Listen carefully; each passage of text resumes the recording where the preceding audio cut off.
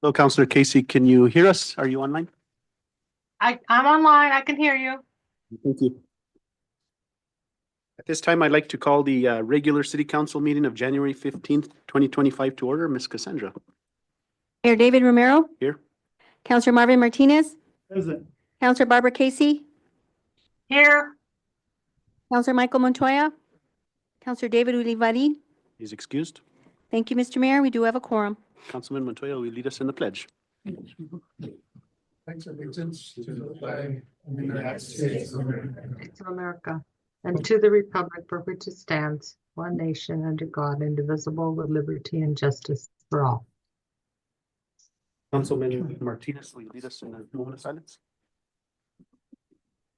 Thank you, Mayor. I think we've had a very successful day being able to sit with the governing body for the county and putting things into perspective, things that we need to make sure that we have for our community and our people that live in our area. I'd like to thank those parties that were involved and the public that supports us. Thank you. Councilors, any additional? Just to keep in prayer and keep in mind all the victims in California. You know, it's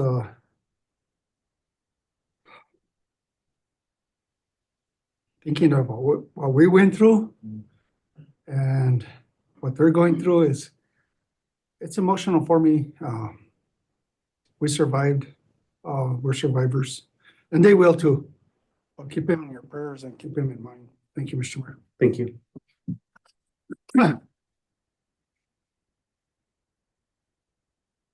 Mr. Mayor, approval of the agenda. This moment, I'll entertain a motion to approve the agenda. Mr. Mayor, I move we approve the agenda as presented. Had Councilman Montoya first with the motion and then second, Councilor Casey. All in favor, say aye. Aye. Those opposed, Aye. same sign. The ayes have it. Thank you, Mr. Mayor. Moving on to public input. We have no public input this evening. Okay, Moving thank on you. to our mayor's appointments, reports, recognitions, and proclamations. I'll just go ahead and skip. I know we've been here since 2 o'clock, so I'll skip that and we'll move on. Thank you. Certainly. Councilors' reports. Councilors, Mayor, Councilman Martinez. I'll skip I'm sorry. Go ahead. I'll go ahead and skip as well. Councilor Casey. I was gonna say I was gonna skip as well too. It's been a very long day. Next item. Moving on to our police chief's report. Mr. Caleb Marcus, police chief.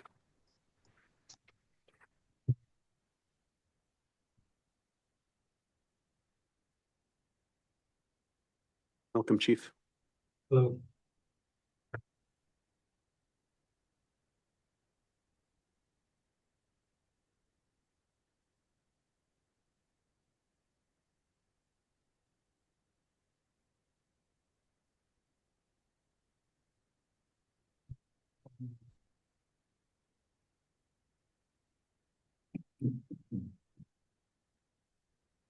Good evening, Mayor, Council, Mr. Manager. So I'm going to be presenting the December stats, and then I have some year-end stats at the end of the slideshow that I'll go ahead and show you guys some of the numbers that are really good for Vegas. So our calls for service for the month of December were 1,077. We've been pretty consistent around staying in that area in between 1,000 and 1,100 calls for service for police every month. We had 2 burglaries, 13 animal control calls. We had 34 arrests, 3 non-traffic citations, 17 parking citations, and 146 traffic citations. Our communication division answered 676 911 calls, 30 service calls for the city, 66 animal control calls, 156 AMR calls, 162 fire calls. Police, like on the previous slide, was at 1,077 for a total calls of 1,262 for the month of December for our communication division. For Animal Control Center, they participated in the Christmas Carnival at West Las Vegas schools. Staff also attended an aggressive dog handling workshop that was hosted here at the care center. For the month of December, the beginning shelter count was 42 dogs, 12 cats for a total of 54. Intake from the public was 65 dogs, 2 cats for a total of 67. We had 9 adoptions of dogs, 2 of cats, for a total of 11. And we had 26 outgoing transfers to other communities or coalitions of dogs, no cats. We had 6 return dogs to their owners. We had 2 dogs and cats that were euthanized. We had 2 healthy dogs. Unhealthy were 3 dogs, no cats, or died and lost to shelter care was 1 dog, no cats. For an ending shelter count of 61 dogs, 12 cats for a total of 73. Chief, real quick question, just so there's no, the healthy dog might have been because the animal was Behavior wise. behavioral, okay, just for clarification. Yes, sir.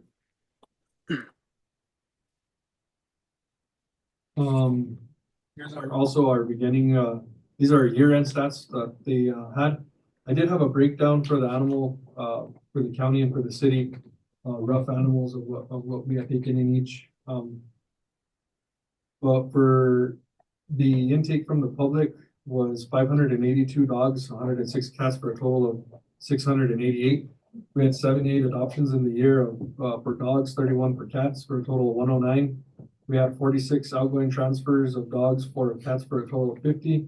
Outgoing transfers or outside community or coalitions was 338 dogs, 668 cats for a total of 406. We had 61 dogs returned to their owner last year. Cats and dogs that were euthanized was 16 dogs. Treatable and manageable were 13 dogs, 1 cat for a total of 14. Unhealthy and untreatable were 11 dogs, 4 cats for a total of 15. Died in shelter care was 14 dogs, 13 cats for a total of 27. January through December of last year shows that the Animal Care Center has a live release rate of 93.29%, meaning there are no kill shelters. So anything above 90% gives you that award for the no kill. Our information division had 119 reports that were closed for the month of December. They had 48 traffic accidents that were closed. Citations that were entered was 176. Customers attended to was 145. They scanned 329 documents in, and they completed 25 written requests. I know you continue seeing the indexing on the destruction order.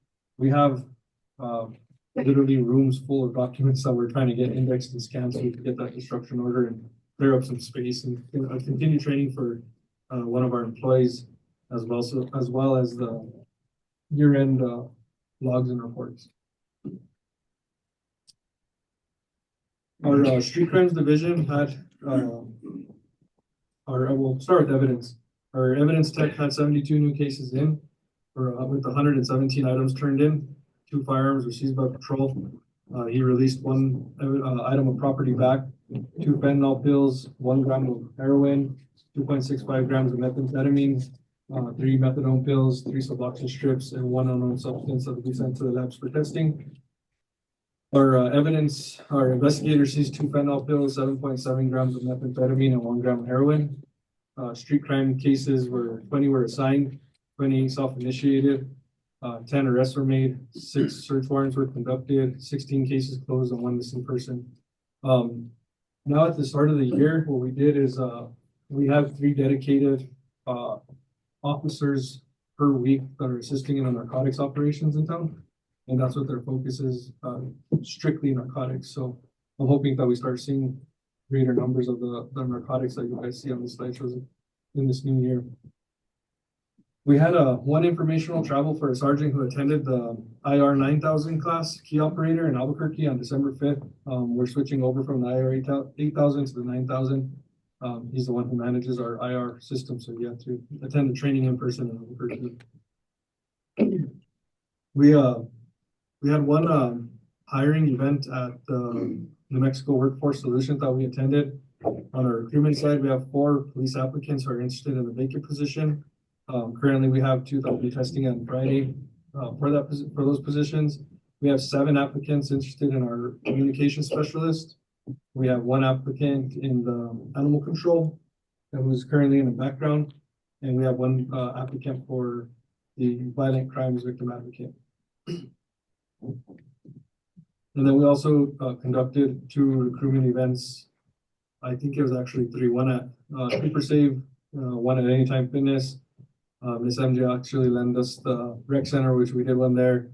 And then we participated in the electric light parade and the tree lighting in December as well. So these are the numbers from our year end. This is a comparison from 2023 to 2024. These numbers aren't just generated by us that I could pull them. These come from our neighbors reporting to the state. At the year end, they'll give us statistics to go off of, and we had a significant decrease in a lot of our crimes. Our street crimes division was started last December, and you'll notice up here that we have a huge decrease in property crimes. These stats are important, I think, especially moving forward. Put our focus on hotspot policing and showing what we need to do, where our problems are, and actually seeing a decrease in these kinds of crimes. Our murder rate stayed the same. We had one in 2023, one in 2024. We didn't have any negligent manslaughters in the year of 24. Our rape cases went from 9 to 3. Our CSP cases went from 7 to 2. Aggravated assaults went from 122 to 75. Our simple assaults from 169 to 184 this year, a slight increase. Intimidation went down from 6 to 3 cases, and our kidnappings went down, our abductions went down from 10 to 6, for a total decrease in crimes against people by 15.69%. Our robberies went down from 7 to 4. Our burglaries went down from 86 to 33. Our larceny and thefts went down from 202 to 134. Our motor vehicle thefts from 16 to 15, slight difference. Our arsons went up by 1 from 1 to 2. Our destruction of property or criminal damage to property went from 176 to 131. Our counterfeit and forgery went from 3 to 2. Fraud offenses from 26 to 22. Embezzlement stayed the same at 6.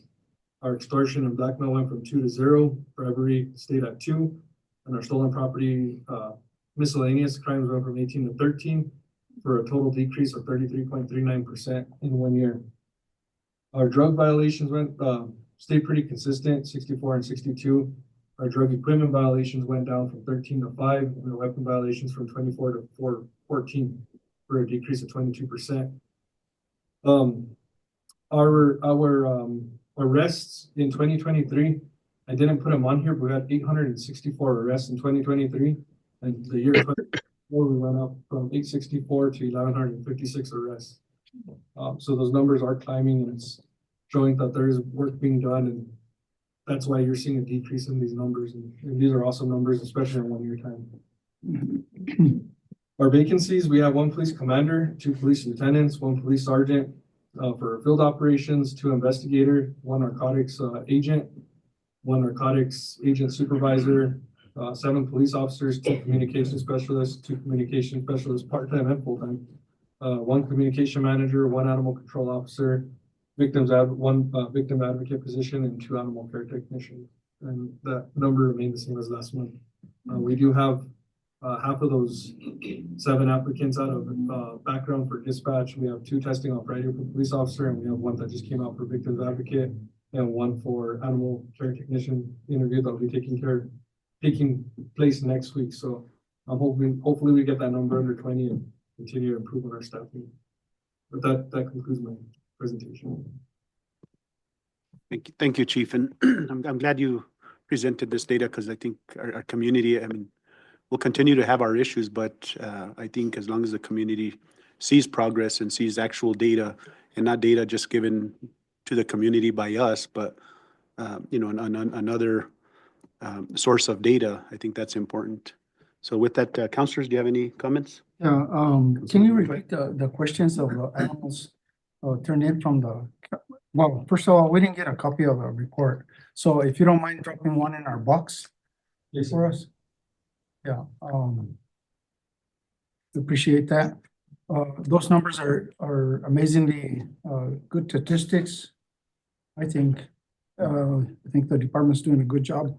I did want to see the numbers on the dogs that you mentioned on the county. So the numbers from the intake that the shelter provided, this does include owner or guardian surrenders, and this also includes seized dogs. So these numbers are kind of more or less where they need to be, but we just don't know exactly where they came from. So we want to make that a little better to know exactly where it's coming from. But for the county, they took in 241 dogs and the city took in 354 in the year 2024. What was it, 582 and the 688 total? 354 and 241. And this does also include the DOA dogs, the dead on arrival or dead on arrival animals. We do pick up a lot of those. So. And do we have room for animals right now? I know Miss B's sitting in here. I don't know exactly. To clarify, that does not include the dead on arrival. Our numbers are a little bit off because something's going on with our software, so it's not calculating everything. So I'm trying to get that tomorrow. But we do have a little bit of room right now. I just Okay. Thank you, Mr. Mayor. Thank you, Chief. Councilors? No comment. Thank you. Councilwoman Casey? I don't have anything, thank you. Thank you. I don't know, Mr. Montgomery, did you have any questions to the chief? No, no, he's doing a great job. I appreciate him. I really like hearing the statistics of the crime activities coming down. That was something that he has been talking with me about and we weren't quite ready to present. But thank you, Chief. I appreciate you. Mr. Mayor, would you remind everybody to please speak into their microphones? Okay, I will. Thank you. Mr. Mayor, moving on to our finance report, we have Mr. Morris Madrid, our finance director.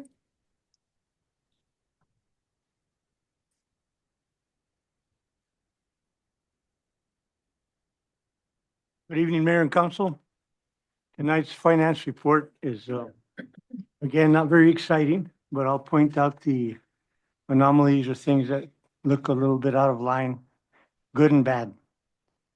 The first one is in our property tax collection, the numbers that you see reflect 3 months of uncollected property tax. That was a distribution from the county. Since this report was done, they've submitted another 2 months, so we're actually only 1 month behind. Next month, we'll look a little bit more in line. In the gross receipts tax, all categories, they continue to be strong, and our collection is way above last year's, so that upward trend continues. We expect that to continue even more, of course, with all the FEMA money being distributed. On the expenditure side, overall, we're seeing an increase for a couple of things. That's increased compensation that was negotiated through all 3 union contracts, and the filling of vacancies. As our vacancies go up, go down, then our expenditures go up. Both of those are good things. In the general services line, you'll see we continue to see the effect of the increased insurance premiums. That'll be there all year long. Right below that, you see the increase in transfers. Again, that'll be there all year.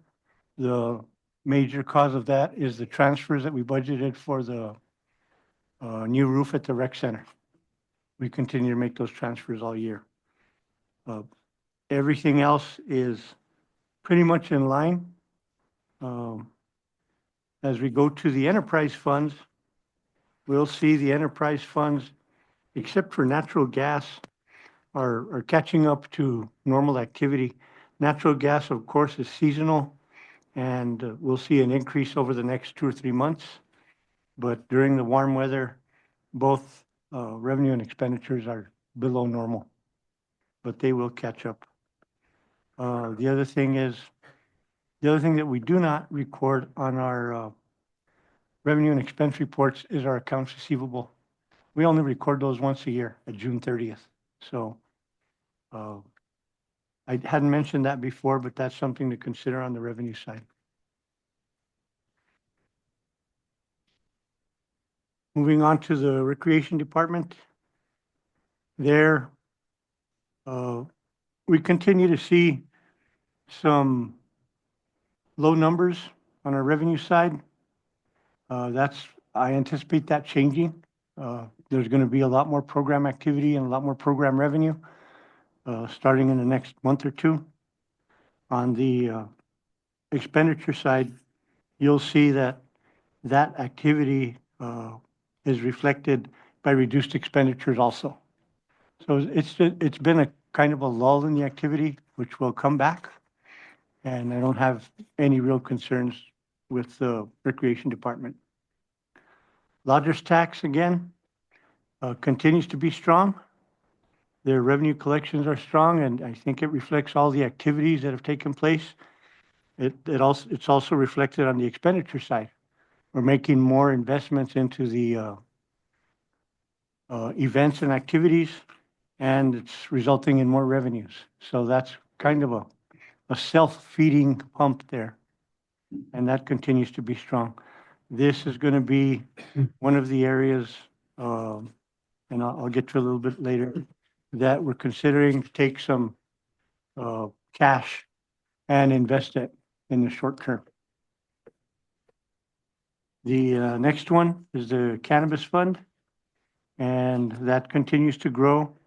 The expenditures are minimal there, but I know that you'll be presented with some ideas for spending that money in the near future. The opioid fund continues to grow a little bit.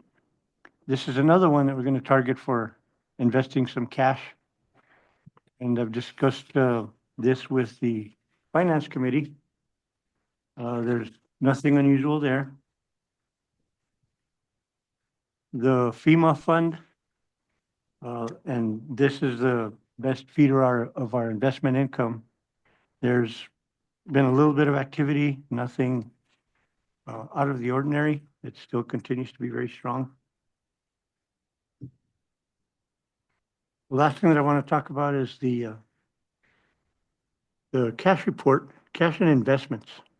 Our investments since September 26th have earned us a little over $1.4 million.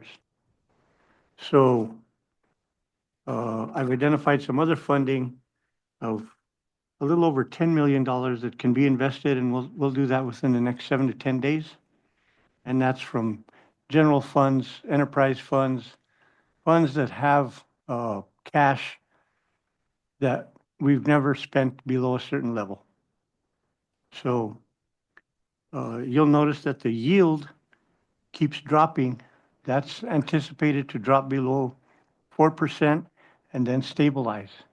That's tied to the Federal Reserve actions very closely, because most of the investments, almost all of the investments by the state treasurer are bonds, treasury bills, things that are very secure. They don't have a great big yield, but they're very secure and they're very steady. That's about as exciting as I can make this finance report, Council. If you have any questions. Thank you. Mr. City Manager, do you have? Mayor and Council, as far as the reporting goes, I do support the numbers. I'm in agreement with that. I understand the trends that we have on a month-to-month basis. I did want to call out, though, that the Finance Department has been working with the departments on their mid-year budget review. Originally, we wanted to bring the budget to Council earlier in the year. However, we will be bringing the budget request forward. I believe it's going to be the first session in February. I don't want to speak for either. It could be the second. We're trying to finish that up, and that's taking quite a bit of time to really understand our budget and do this properly. The overall goal is to look at our salary savings and look at the need that is being requested by the departments to ensure that we're not coming forward to the council seeking additional funds, but rather realignment of monies. And so we're still working through that process. That has delayed, though, the reporting where we were going to come forward with a chart of how to use the cannabis, or recommendations of how to use the cannabis and opioid funds. That's still on our radar and will be coming forward. Thank you. And I do want to highlight the vacancy savings isn't going to be as it was in the past. I think thank you, city manager and HR and the rest of the staff, police and fire. Just going through the numbers and the amount of vacancies we had, a year and a half ago versus today. I think fire was at 5 maybe. So everything has come down. So the savings that we normally had, we're starting to fill those positions, ensure that there's services provided to the community from each department that we're lacking. Community development, I think at one time was only one person. Now we have a larger staff. So I think that shows that we're starting to bring in individuals to the city to start, getting some of this work and not solely depend on, I think even the finance, you've increased one person. So there's a lot of improvement that I think needs to be highlighted that, it's not about the savings, it's about providing the services. I wanted to highlight that. Yes, absolutely. You're absolutely correct on that. Filling the positions is important to us. In this case, the salary savings, we can do some realignment and get us through the year. And going into fiscal year 25, 26, we'll be building the budget differently so that it's really establishing a budget based on what plans do we have, not take a prior year budget and just roll it forward. So we'll be starting with a budget that we truly understand the numbers behind, not numbers that we've inherited as we have gone through turnover. So salary savings will help us now, but we're not trying to keep salary savings, if that makes sense. We want to fill the positions and make the city a number one place to work, and not be proud of having those monies, so to speak. So thank you. Counselors?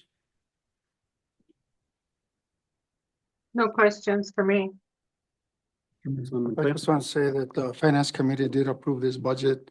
I was in line with the question of city manager answered that question about where we are on that listing and to bring back to mayor and council for spending. No, other than that, that's it, Mr. Mayor. Martinez? No questions on. Thank you, Mr. Madrid. And again, thank you to your staff.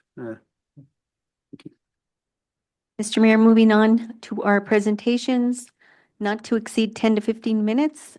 We have a presentation by Ms. Jan Bierskens with Little Las Vegas Media Marketing, speaking on accomplishments in marketing the city of Las Vegas. Welcome, everyone.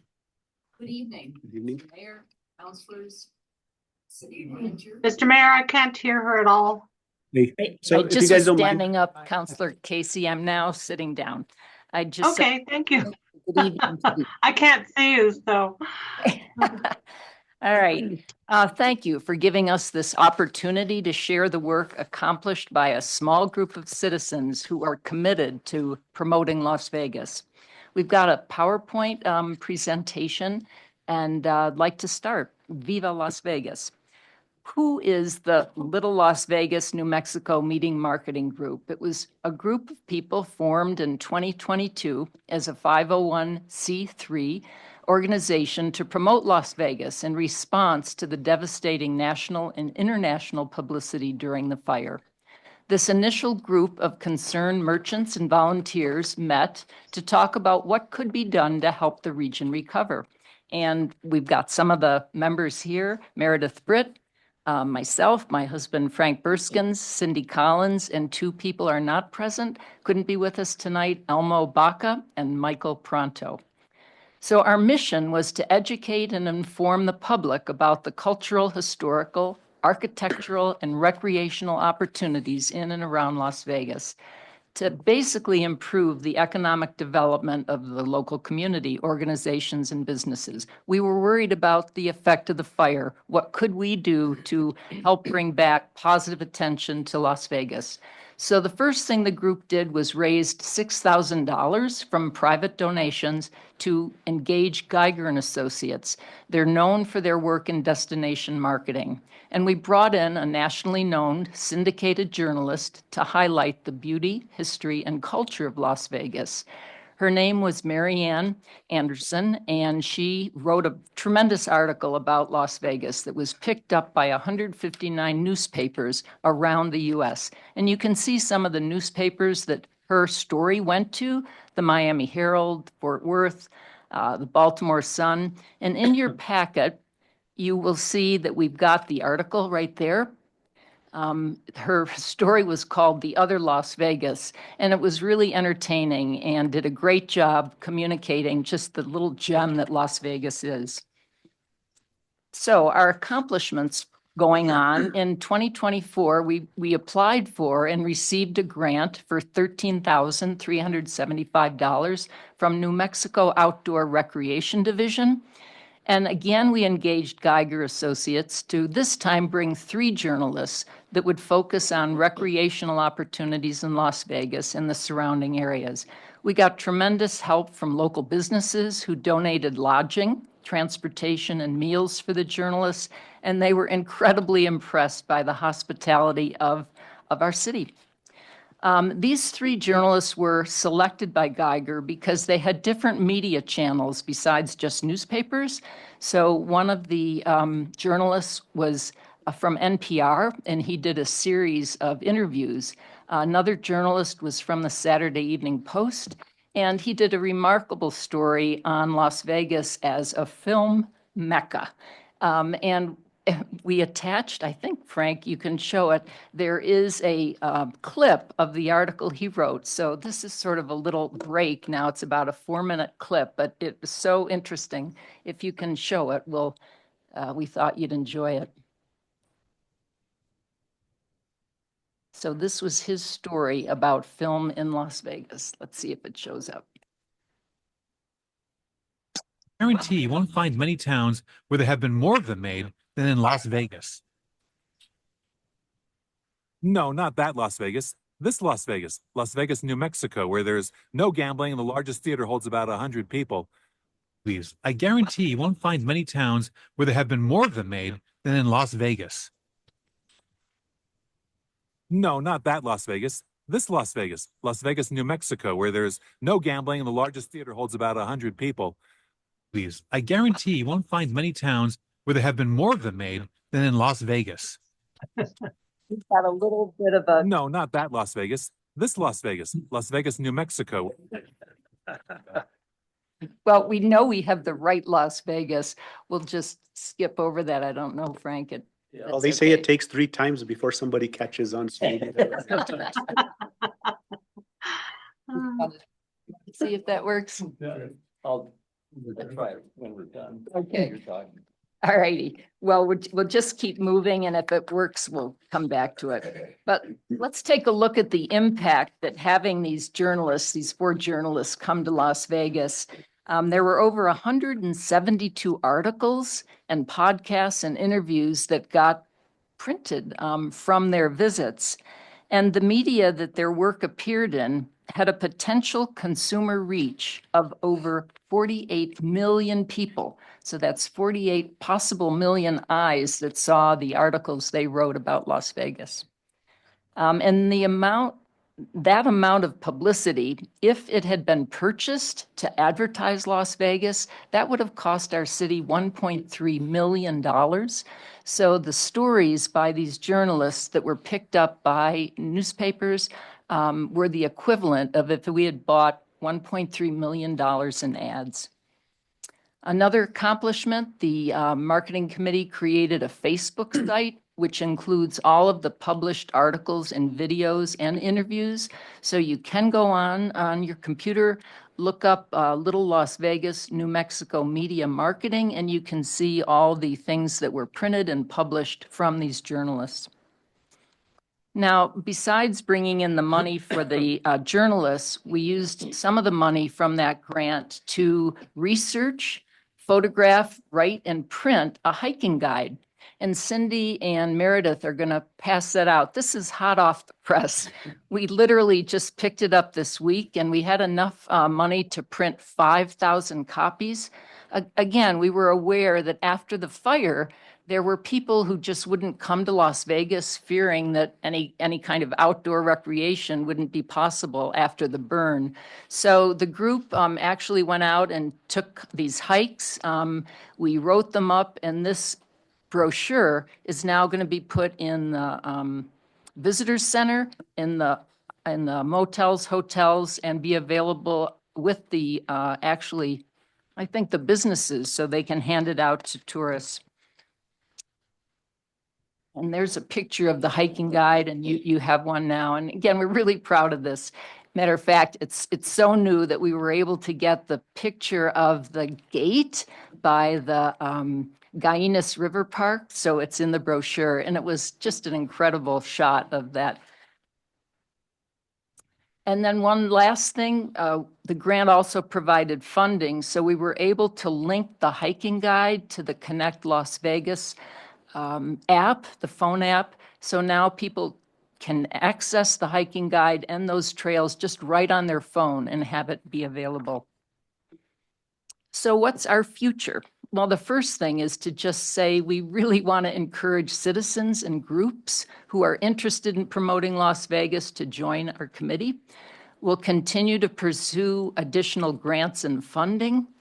And we'd like to expand the focus to promote other unique attractions like the hiking guide, but perhaps featuring on music, art, our architecture, culture, and history. And just in closing, one thing to sort of highlight, because we're actually really proud of it, is that the media marketing effort accomplished by this group, we used $19,000, but the dedication of the group was incredible because we wanted to share the beauty and the culture of this gem, Little Las Vegas. Thank you. Thank you. I just want to, so we have a little different, the way we operate now, our presentations. We really don't have too much discussion on the presentations, but I think maybe we could add a business item and maybe discuss a little more, on partnerships and what we could do, because I do want to say firsthand, going to the Balloon Fiesta and being a part of volunteering there with, with our city staff, things that like this or what the city's lacking, going to the airport and finding the city of Las Vegas doesn't have this stuff. And that's been the big thing, is it's not just printing them, but making sure they're in locations where tourists are getting them. So if we could, maybe start that discussion on what we could do furthermore. I know you had the videos there. As a matter of fact, that video, the one you played, we actually had it at the Balloon Fiesta, along with other ones that our staff put together, that we had 2 TVs that we were playing that throughout. So that way they're just, the visitors to the booth were just, watching, because there was so much, activity and discussion with so many members visiting the Balloon Fiesta. So there's a lot of expansion that I think we need to start working on. Again, it's destination. I've always kind of said that, right? You create the destinations, and then they have, when they're here, then they go shopping and they do, spend the money locally. So thank you, guys. And if we could continue that, if that's fair, Mr. City Manager. Go ahead, Will. It sounds like we're very unfriendly at times when presentations come around, because council is not allowed to enjoy or respond to the presentations. We're limited. So, I asked Mr. Mayor that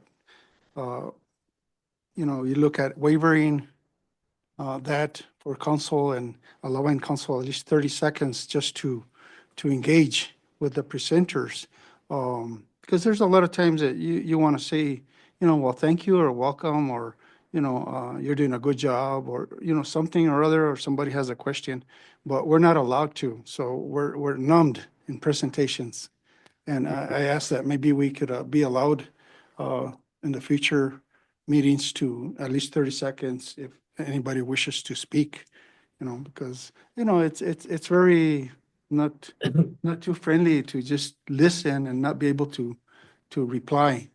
So, but of course, other administrations, it got out of hand. So, that's why we have that rule. But thank you very much.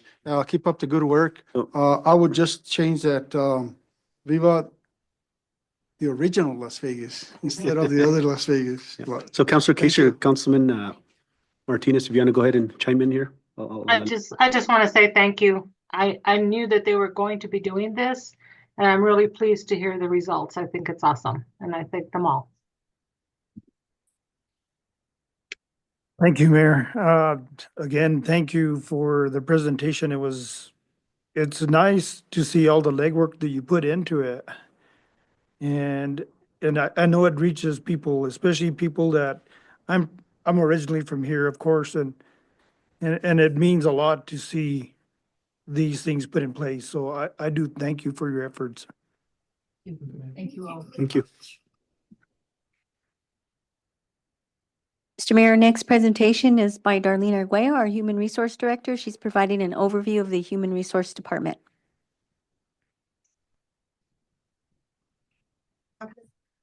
come up with things so that he can help me with that.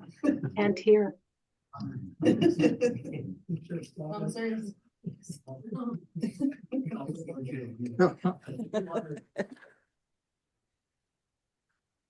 Good evening, Mayor and Council. Counselor Casey, can you hear me okay? Now I can. I couldn't at first.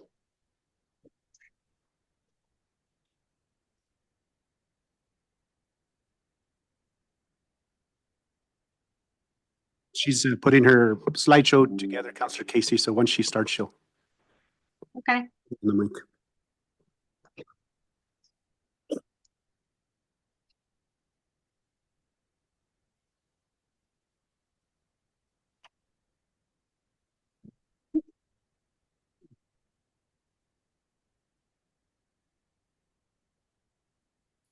It's a little small on the font.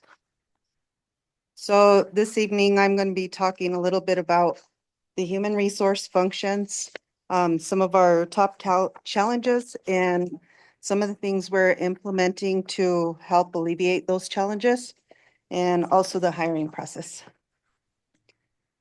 So I'd like to start by introducing the human resource team. We have Marcia Ludi, who's our administrative assistant too, and Consuelo Gallegos, who's our benefits coordinator, and then myself, the human resource director. Some of the functions of the department include recruitment and hiring, training and development, pay and compensation, benefits, upkeep and compliance with employment laws and regulations, policy development, compliance and enforcement, employee relations, personnel management, performance management, workers' comp, drug and alcohol program management, labor management relations, which entails management of 3 bargaining units that include the American Federation of State, County, and Municipal Employees, also known as AFSCME, Las Vegas Police Officers Association, LVPOA, and the International Association of Firefighters, which is the IAFF. I just want to throw a quick thank you to the HR team and just let them know that I appreciate them tremendously. They have a huge workload and they handle it very well. So I just want to let them know that I appreciate them. So some of the top challenges in HR today include recruiting and retention. A few things that we're working on implementing is to continue to collaborate with other agencies such as Department of Workforce Connections and help New Mexico to hold hiring events and take more advantage of their programs for work experience placement. Our water utility director is currently working with the New Mexico Rural Water Association apprenticeship program, and this will help with the more technical positions that require certifications and water levels. We have worked on speeding up the hiring process by reviewing applications daily and forwarding them to departments quickly for the review and interview process and all the final processing steps. Some of the challenges that we're facing that are out of our control right now are applications that are applicants not responding when applications are incomplete or when extra documents are needed, interviews that we set up and applicants don't show up or call to reschedule, applicants going through the whole hiring process and working a few days or a couple of weeks and then quitting. On a more positive note, we did see an increase in new hires in 2024. Moving on to our next challenge is prohibiting cannabis consumption in the workplace and maintaining a zero tolerance drug and alcohol policy. Pursuant to the Cannabis Regulation Act, the state of New Mexico allows individuals 21 years of age or older to consume and possess cannabis. Also, as provided in the Cannabis Regulation Act, because cannabis is still considered a Schedule I narcotic at the federal level, employers may prohibit or take adverse employment action against employees for impairment, possession, or use of intoxicating substances, including cannabis at work or during working hours.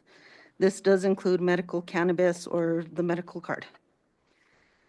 So with the rise of opioid addiction and low unemployment rates, this year, HR will be working closely with our contracted HR attorney and safety and taking a more comprehensive approach to our current drug and alcohol policy and taking into account extenuating circumstances to develop long-term solutions for employee retention. We currently have an employee assistance program. However, we would engage more with this program as it will be a key factor in the succession of this effort. Some of the challenges that we're facing with this that are out of our control are applicants not being able to pass the drug testing process. So we would only really be able to do the drug and alcohol policy based on the cannabis. So another thing is balancing compensation. We will be working closely, and we have been working closely already with finance and city manager to review citywide salaries and make proper adjustments. HR will also be working with AFSCME this year and making the balancing of compensation and retention one of the main focuses. In other efforts for employee retention, HR will be looking at compensation training programs, working more with work experience programs, exploring all other corresponding resources to boost and keep good employee morale. And we will also be working on implementation of a retirement recognition policy. This policy will recognize all retiring employees, recognizing their dedication, hard work, and accomplishments in a fair manner across the board, regardless of their position. Personnel issues, employee disengagement, and low employee morale. HR is looking into providing more effective training for employees to assist them in understanding and learning their roles better to boost their confidence and help them succeed. Engaging them and including them in the decision-making process and showing them that their input and knowledge matters could also boost their morale. We would also like to start an employee recognition program by recognizing their achievements, engaging them more in decision-making, and most importantly, keeping communication. Placing employees on performance improvement plans as opposed to disciplinary action, depending on the circumstances, may help with these issues. The next one is building relationships between management and employees, maintaining strong leadership for employee support and resources, and communication. As Tim has already mentioned several times to you guys, we're going to be undergoing leadership training. And this has already been set up and is set to start in February. Department heads will attend 8 sessions of training that will focus on developing and strengthening leadership and management skills, increase trust amongst managers and staff, creating common language and principles, increasing information and knowledge sharing, and enhancing a culture of team commitment and accountability. Next one is enforcing policy and procedures and following processes. Upon hire and employee orientation, all policies are given to new employees and acknowledgement forms are signed. Any new and updated policies are sent out to all departments and acknowledgement forms are required to be returned for all employees for their files. HR would like to set up brief sessions with department heads and administrative assistants to help them understand the new policy or updates so they can relay that information and understanding to their employees. This will help with the enforcement and procedural process and the overall effective operations of the city.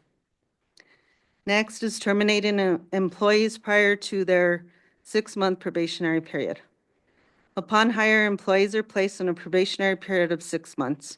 This gives the employee the opportunity to understand and grow in their positions and to meet the expectations of the job. Full-time regular status employees follow a disciplinary flow chart and guidelines. Our goal with this is to continue to follow this accordingly, but also to utilize performance improvement plans, also known as PIPs, in conjunction with progressive discipline to give the employee an opportunity to understand the areas they are weak in and give them the resources and guidance to strengthen themselves in those areas. Department management will be responsible for following through with the process with the assistance and guidance from HR. Some of the main things to focus on, and not just in HR, but in every department, are establishing a good support system, transparency, communication, collaboration, and team building. The employees are the foundation and the heart of the city. Without them, the city cannot succeed and thrive. Moving on to the hiring process. So our job postings begin in-house. Vacant positions are posted in-house for 5 days to give eligible city employees first consideration. If we do not get any potential or qualified applicants, we then move on to the next step, which is general public posting. Those vacant positions will be posted to our website at www.lasvegasnm.gov. Our job applications are available online at the website that I just mentioned. Human Resource Office and City Reception. Currently, on our website, people aren't able to attach a resume or any other documents. IT is working on getting that system implemented.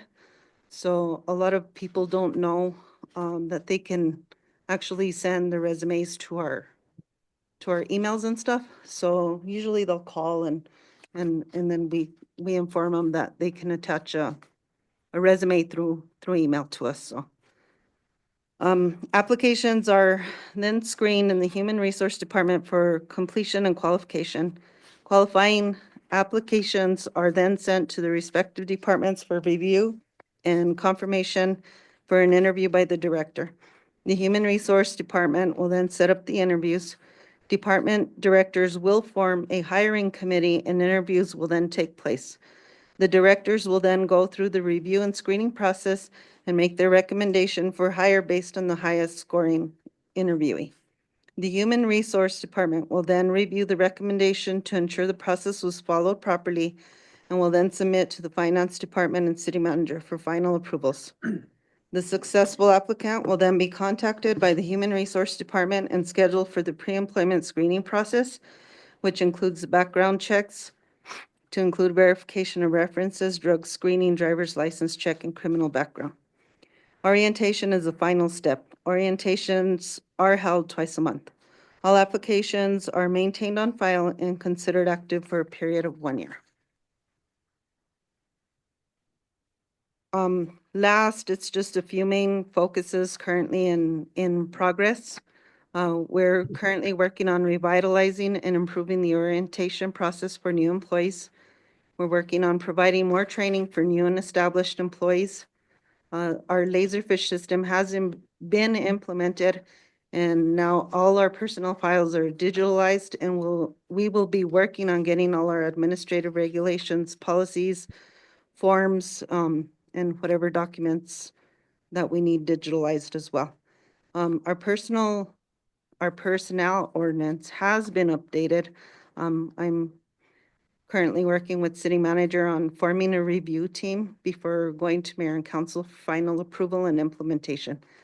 We're updating and creating new administrative regulations. We have several administrative regulations that are out of date right now. We're also preparing for the opening of negotiations with bargaining units. And that concludes my presentation. Thank you, Darlene. And Mr. Manager, if you want to, again, thank you for, I think, us as a governing body, we understand what each department function is, but I think more importantly, by having this presentation opens up to the community as to what these departments are doing. We hear the concerns that issues within departments need to be addressed, but I think with these presentations, as you noted, as are noted here, that some of those are being addressed. I know it's frustrating that government sometimes takes time, but it's important that the community know what's going on. So I'll turn it over to you and then we'll move on. Thank you, Darlene. And thank you to your staff.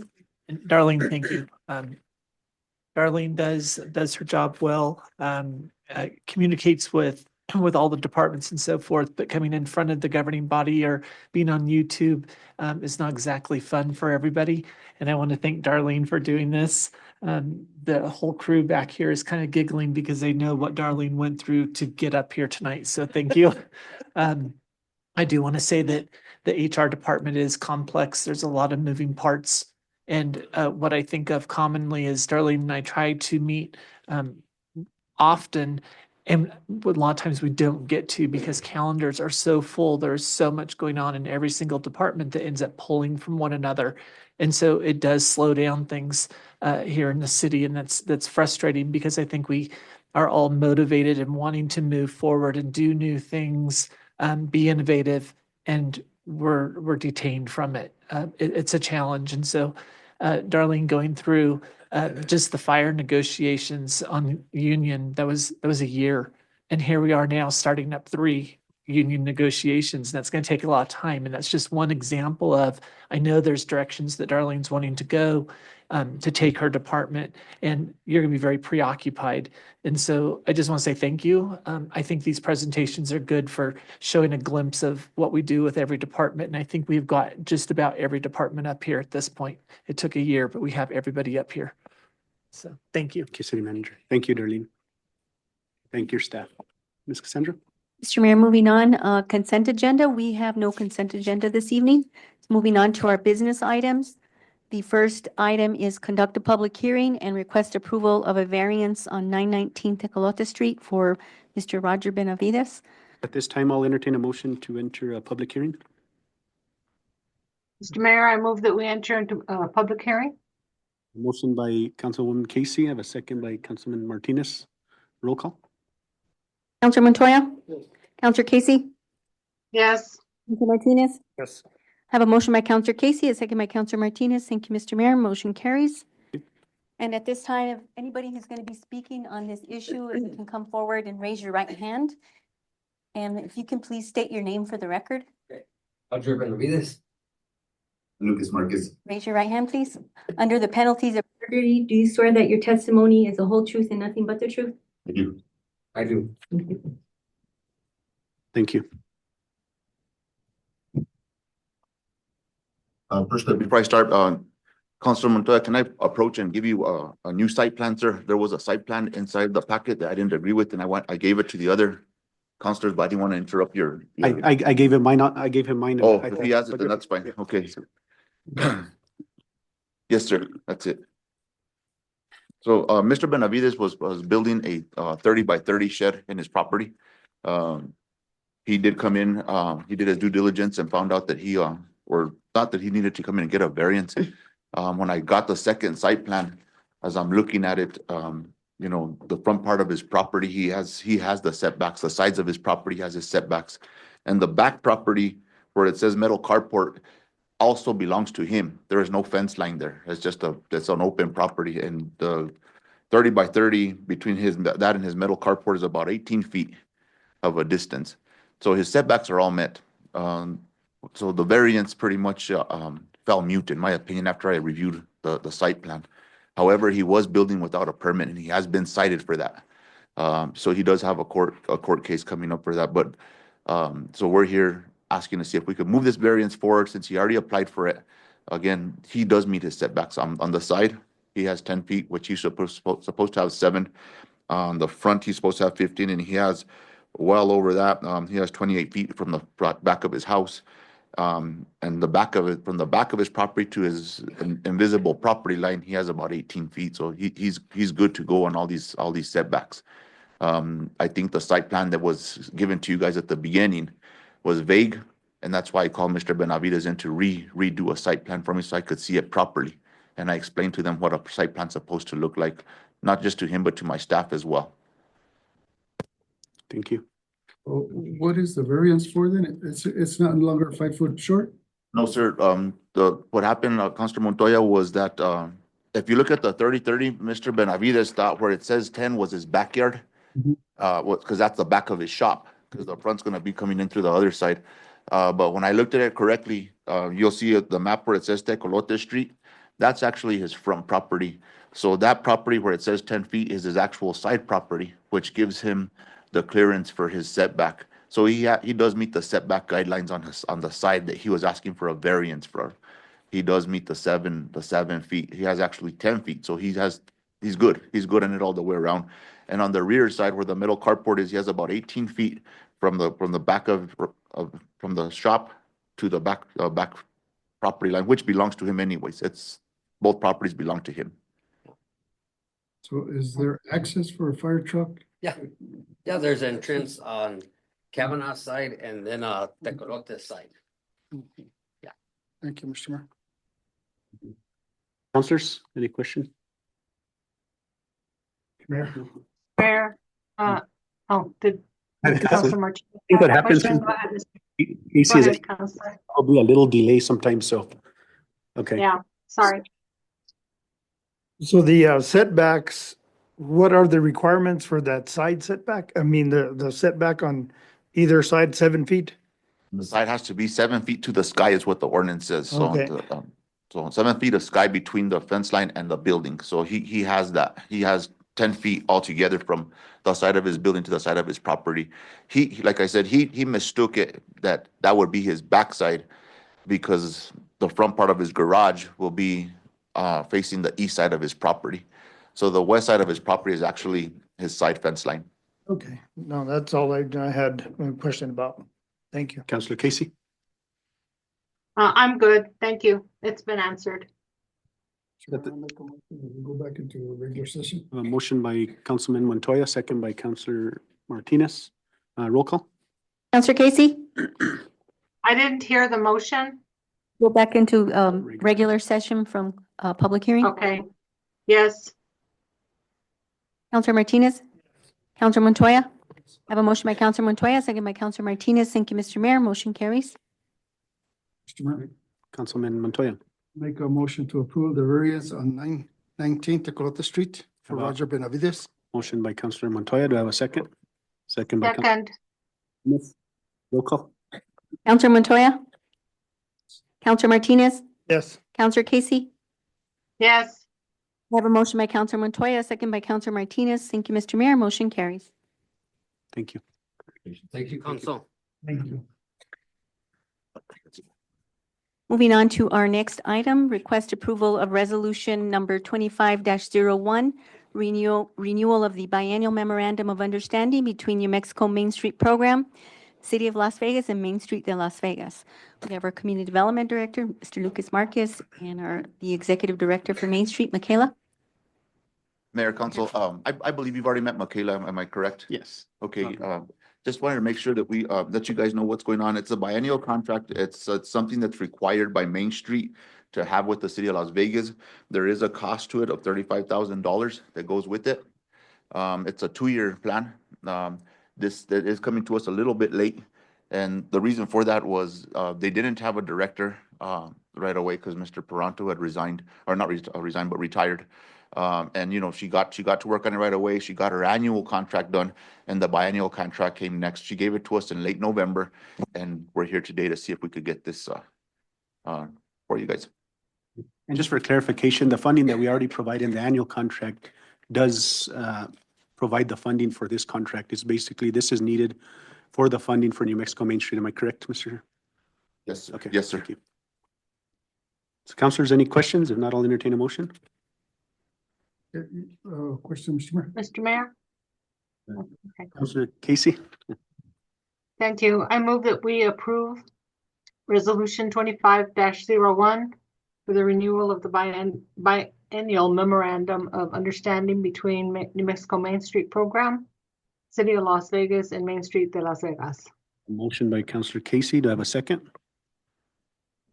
I'll second it. Second by Councilman Martinez. Okay, now discussion. Councilman Montoya. You mentioned the $30,000 fee is on Main Street. The physical impact of $35,000. The physical impact of $35,000, sir. That they pay. Or No, the city. the city is required to pay them the $35,000. And then that's for a year or 6 months? It's a biennial contract, so it'll be for 2 years, sir. Oh, okay, I'm sorry. Yeah. Councilor. So what's the date on it, on the renewal? Because you said it was late? It's pretty. So I'm sorry, the 35,000 is per year. I'm sorry, I stand corrected, sir. Per year. Per year, But 35,000. when per did year. it expire? On April? Or it expires in April or when? In June. In June? Yes, sir. And that's when Michael Paranto had resigned, and then they went in search of a director. And they found her, I believe, in late September, I want to say. August, end of August. Mr. City Manager, have you met with Main Street at all? We have not held meetings or have not had meetings here lately. I have met with the director as she came on board, but I have not been part of any monthly meetings or quarterly meetings. Meetings have been held though, sir. They have been held, sir. Yeah. Usually Scott Zunker comes as the representative from the city for our board meetings. Okay. Thank you, Mr. Mayor. Thank you. And I just want to clarify again, I think there's kind of, we have to remember this, is that we have our annual contract that we fund New Mexico Main Street. That's where this 35,000 is basically paid out of. But in order for Las Vegas Main Street to be a main street, this agreement, because you can't just be a main street without basically partnering with the city. The thing is that the lapse from change of leadership happened between Mr. Parantu and now the current director. The funding mechanism, I think we need to make sure this is the funding mechanism, all that was done right. The only thing is we never came into contract so they could officially be a part of New Mexico Main Street. Am I correct in saying that? You're 100% correct, Mayor. Thank you. And I understand that, Mr. Mayor, but I just,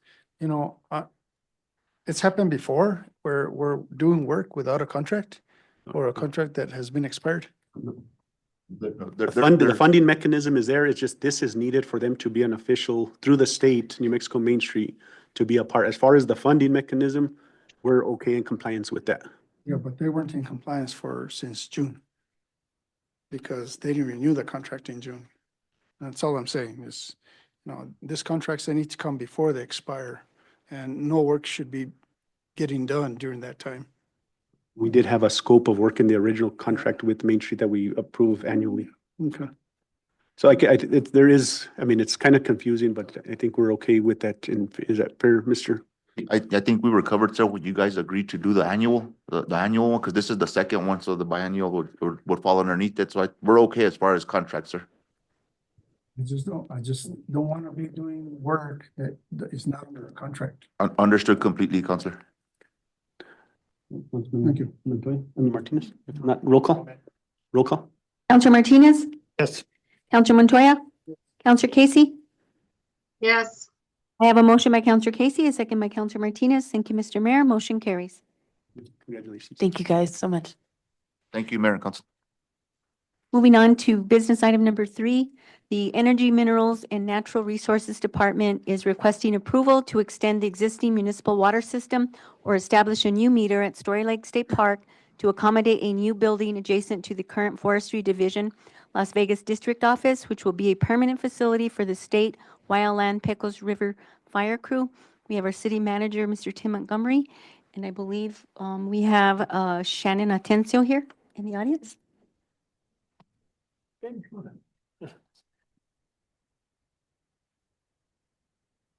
Let's sit up there.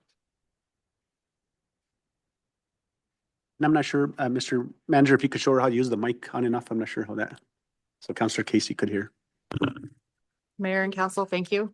Thank you for having us. Do you want to introduce? Go ahead. You're good. I'm Shannon Atencio. I'm the district forester for New Mexico State Forestry's Las Vegas district.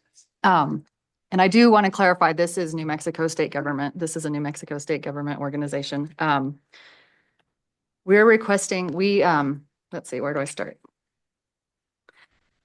After the Hermit's Peak Calf Canyon fire in 2022, the direct next legislative session in 2023 funded the creation of 2 elite fire crews, and one of them is going to be located here in Las Vegas. And so that was a direct response to the catastrophe, and we're honored and privileged that they are locating one of them here in Las Vegas. So with that, we have also received funding to expand our facilities to house that crew. So we're here today we're going through the design and engineering process, and we are on city water. So we're requesting approval to extend our water system. So Mayor and Council, with that in mind, because we do have the moratorium on water meters, we just want to call out that the county would require approval from the city for the additional meter or the extension of the water lines. I've been speaking with our utility director as far as how would he handle that if the application came directly to the department. Because of the moratorium, we feel we need to bring this forward. in the moratorium, there is nothing that specifically calls out that governmental entities or public safety entities would be exempt from the moratorium. However, we did want to come forward and say, this is a safety measure, this is for public safety, and we feel that this would not be a residential function, and that we would want to support the use of a new meter. And so that's why we're here. Residential and commercial, or commercial. Correct. Thank you. Correct. Councilors, Mr. Mayor. Councilman Montoya? I mean Martinez, sorry. Okay. One of my questions would be, because it's going to be located here in our community, that water distribution would be used for only what? So in the design of the facility, it's to support the structure. It's not for, we're not building any kind of tank filling capacity. So we're not filling up our fire trucks off of the water system, off of municipal water, which is how we have operated up to this point as well. So it's to support the buildings. You know, we're building a compound that's including an engine bay and a classrooms and training facility for the fire crew. Okay, thank you. Councilors? Councilor Casey?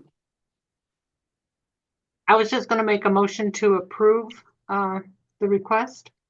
I have a motion by Councilor Casey, Second. second by Councilman Martinez. Sure. Discussion, Councilman Montoya. You know, just a little bit of a clarification. I want to thank the governor and the state of New Mexico legislature for choosing Las Vegas as the location, one of the locations for this.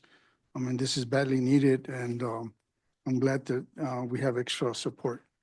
The other thing is, you know, this would fall the same thing under a fire station. If we were going to build a fire station outside the city limits, I mean, it would, you know, be the same thing.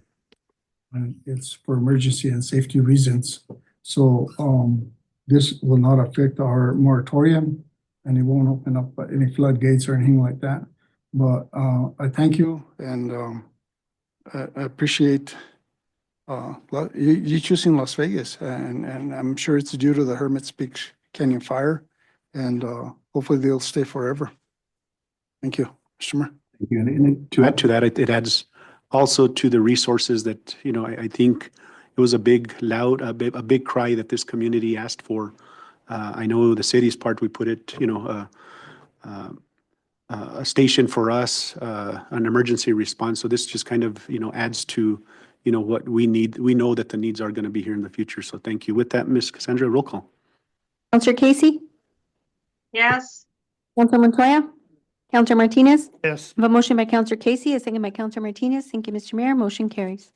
Thank you for having us. We've got part of our Pecos River crew that came today to support as well. So they're happy to be here to increase our capacity. Thank you. Thanks, guys. Thank you. Mr.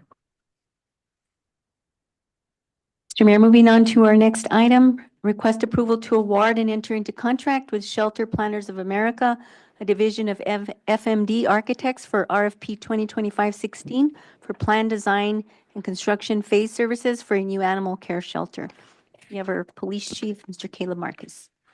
Good evening, Mayor, Council. So this is just a request to enter into contract. We did open RFP out. We did only receive one. This was posted in the Optic, the Journal, and on our city website. The one proposal that we did receive was from Shelter Planners of America. They do specialize in building animal care centers, so this is something that is going to benefit us. So Chief, just real quick, the next, you know, once this is approved tonight, just can you give us a general idea on what the next steps are? They'll get community input. You could just kind of lay that out. So especially after the meeting today and, you know, looking forward to a joint powers agreement, it just popped in and kind of thought, I guess, our plan was once we got this approved is kind of go on a field trip to certain animal care centers around the state that we know have needs that we do and try to build an animal care center that's going to fit the needs of the community and not just because we have the money spend it. We want to make sure that we are very thoughtful in what we do and placing certain buildings and rooms and how we want the layout to be. So we wanted to look at certain care centers around the state to try to get ideas and make it our own. But especially after today's meeting, I think especially public input and the joint groups coming together to actually fit the needs of this community in this area.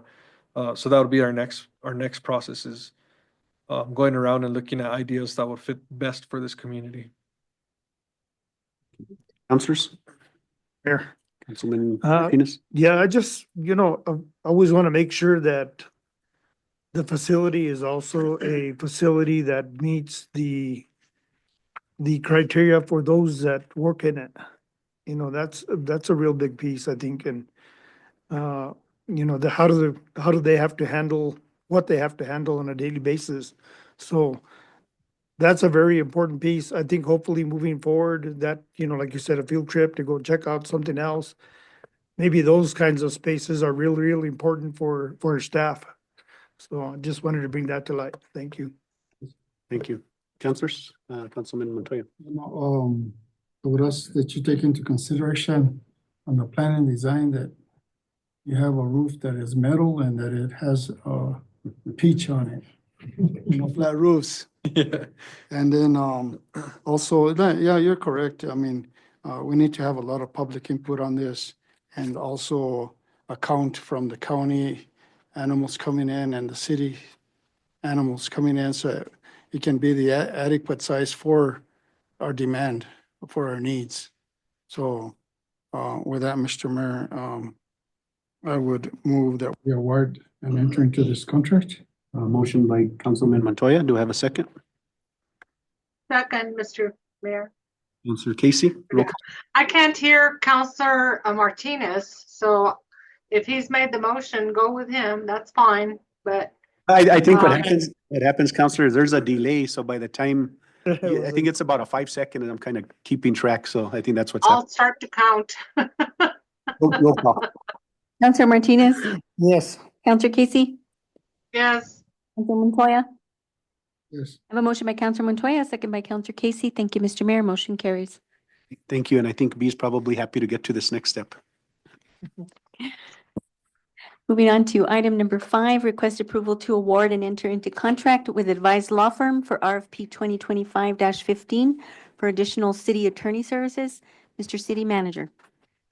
The Mayor and Council, if you'll recall, last spring, we had put out an RFP for counseling general attorney services because we do not have an in-house attorney.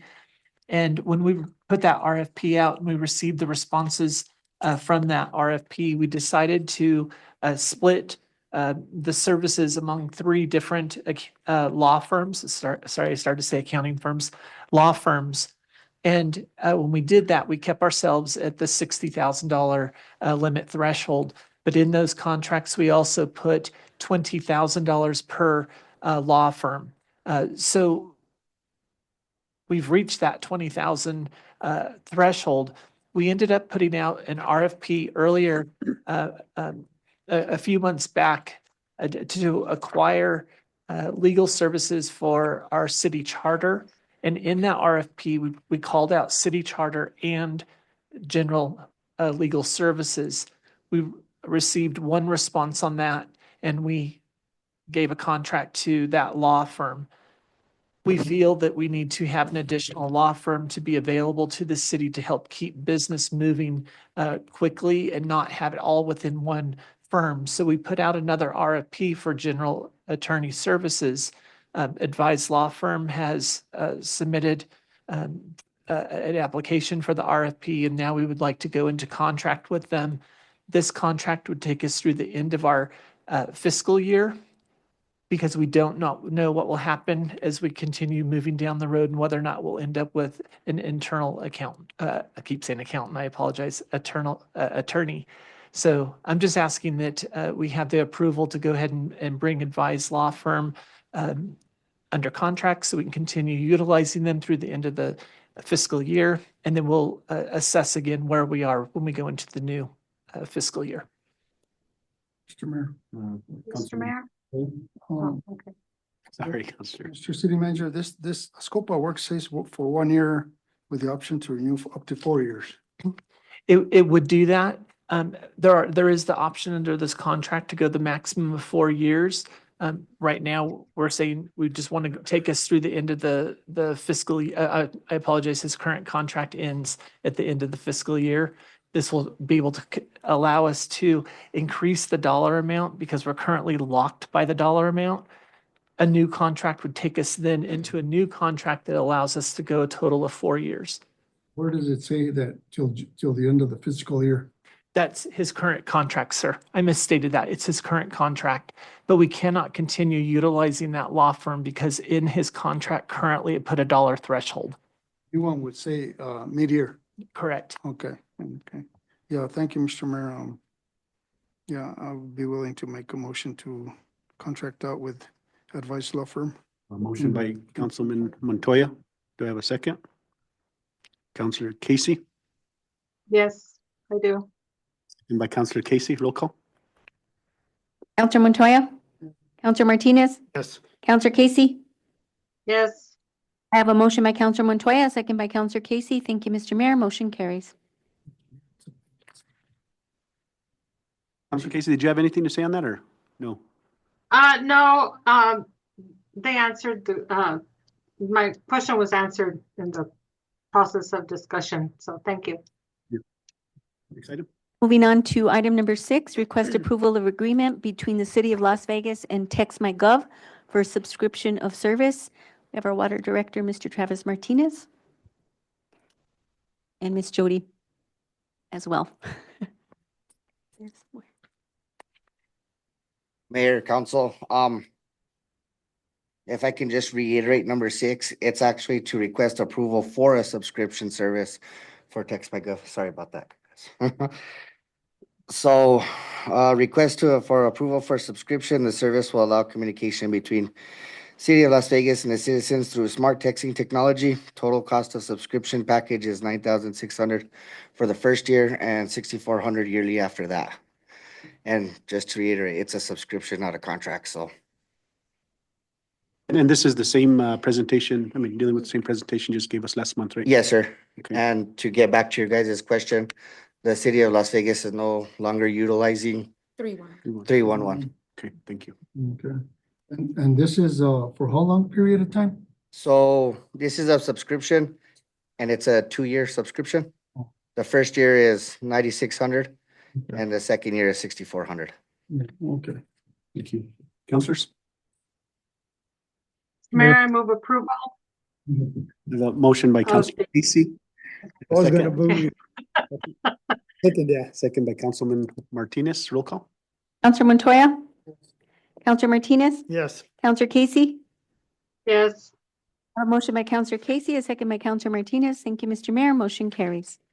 Thank you, guys, and I'm really excited. I think this is gonna be a next step on alleviating maybe some phone calls that we're getting and make it more I mean, we'll still have those individuals that will need to call and make those calls, but I think it gives us an opportunity of a tracking mechanism and also puts access to mobile users. So thank you, guys. Thank you. That's brilliant. With that, motion to adjourn. Motion by Councilman Montoya. Do I have a second? Second by Councilman Martinez. Pro Tem. I counted to 5. Meeting's adjourned. You guys, Thank you.